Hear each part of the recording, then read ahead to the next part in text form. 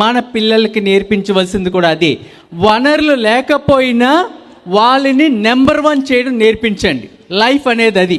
పిల్లలకి నేర్చుకునే క్రమంలో చాలా ఆటంకాలు జరుగుతూ ఉంటాయి. పిల్లలు కొత్తగా ఏమైనా నేర్చుకుందామంటే మీరేం చెప్తారు వాళ్ళకి? ఫస్ట్ ఏం చెప్తారు? వద్దు అని చెప్తారు. పిల్లలు ఏదైనా కొత్తగా స్టార్ట్ చేసినప్పుడు మీరేం చెప్తారండి? వద్దు అని చెప్పే మొదలు పెడతారు. నువ్వు చేయలేవు అని చెప్పే మొదలు పెడతారు. అవునా కదండి? సో లెర్నింగ్ కర్వ్లో, లెర్నింగ్ ప్రాసెస్లో ఎంకరేజ్మెంట్ అవసరం అండి. నేను మీకు వచ్చిన స్టోరీ ఒక ఊరిలో 2 పిల్లలు ఉన్నారు, స్నేహితులు. ఒక అబ్బాయికి ఏజ్ 10 years, ఇంకో అబ్బాయి ఏజ్ 7 years. 2 పిల్లలు. వినండి స్టోరీ, మంచి స్టోరీ ఇది. 10 సంవత్సరాల పిల్లవాడు, 7 సంవత్సరాల పిల్లవాడు, 2 ఫ్రెండ్స్. సమ్మర్ వెకేషన్ ఆడుకుంటూ ఊరు అవతల చిన్న గ్రామానికి వెళ్ళిపోయారు ఆడుకుంటూ. దీంట్లో ఈ ఆటలో ఏమైందంటే ఈ 10 సంవత్సరాల బాబు నూతిలో పడిపోయాడు. 10 సంవత్సరాల బాబు ఏమైపోయాడండి? నూతిలో పడిపోయాడు. అక్కడ ఈ చిన్న బాబు పైన 7 సంవత్సరాల బాబు అరవడం మొదలుపెట్టాడు.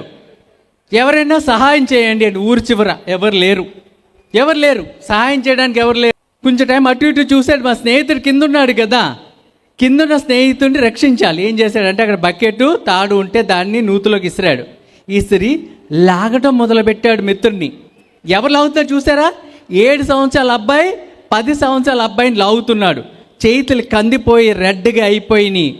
స్వెట్, ఏం చేయలేని పరిస్థితి అయినా సరే లాగి బయటికి తీసుకొచ్చిన తర్వాత వీళ్ళిద్దరూ ఊరిలోకి వచ్చారు. ఊరిలోకి వచ్చి ఊర్లో అందరికీ ఈ కథ చెప్పడం మొదలుపెట్టారు. మీరు నమ్ముతారా? 7 సంవత్సరాల బాబు 10 సంవత్సరాల బాబుని లాగాడు. మీరు నమ్ముతారా? నమ్మం. ఆ ఊరు కూడా నమ్మలేదు.